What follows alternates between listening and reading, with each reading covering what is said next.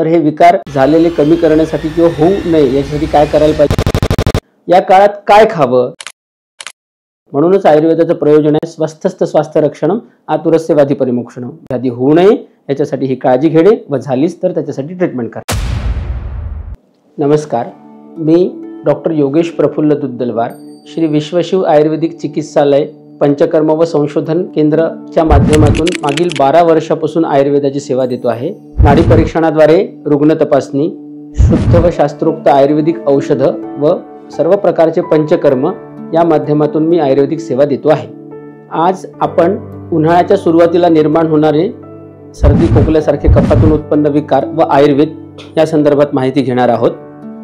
आयुर्वेदानुसार शिशिर आणि हेमंत ऋतू म्हणजे हिवाळ्याचे 4 महिने, या काळात कफ शरीरात वाढत जातो, सगळा थंडावा असतो. आपण दिवाळी दसऱ्यासारखे सण त्यात येतात, त्या खाण्यामुळे कफ निर्माण होतो.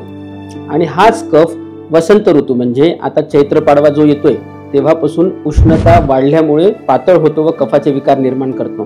पण विदर्भाच्या बाबतीत जर बोलायचं झालं तर हिवाळ्यापासून उन्हाळ्यात होळीच्या आसपास आपल्याकडे उष्णता वाढणं सुरू होते आणि हे सगळे विकार उद्भवतात. यात वसंत ऋतूमध्ये आपल्या प्रखर झालेल्या उन्हाच्या किरणांमुळे कफ पातळ होतो व तो पातळ कफ आपली पाचक अग्नी म्हणजे जी शक्ती आपलं पचन शक्ती करते तिला मंद करून अनेक व्याधी उत्पन्न करतो.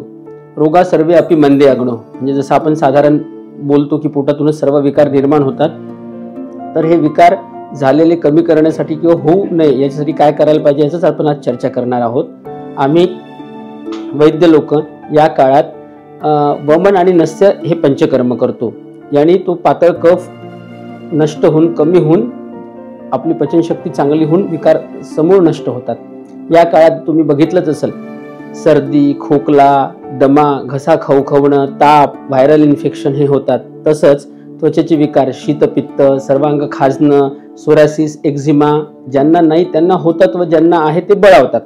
तर आता सांगितलेले पंचकर्म व हजारो वर्षापासून वर्णित असलेली आयुर्वेदिक औषधी याच्या माध्यमातून हे व्याधी समूळ नाश पावतात.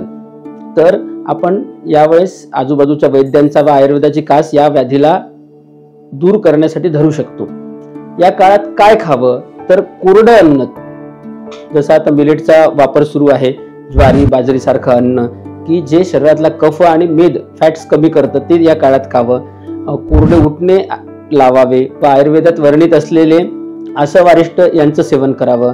मुस्ता शुंठी खदीर यांनी सिद्ध पाणी किंवा मध आणि पाणी अशा गोष्टींचं यात सेवन करावं. या काळात कफ वाढत असल्यामुळे विशेषत्वाने आपण आईस्क्रीम दही थंड पाणी फ्रीज बॅरल मधलं पाणी या गोष्टी किंवा थंड पेय सेवन करू नये, यामुळे कफ वाढतो. तसंच दिवसा झोपू नये.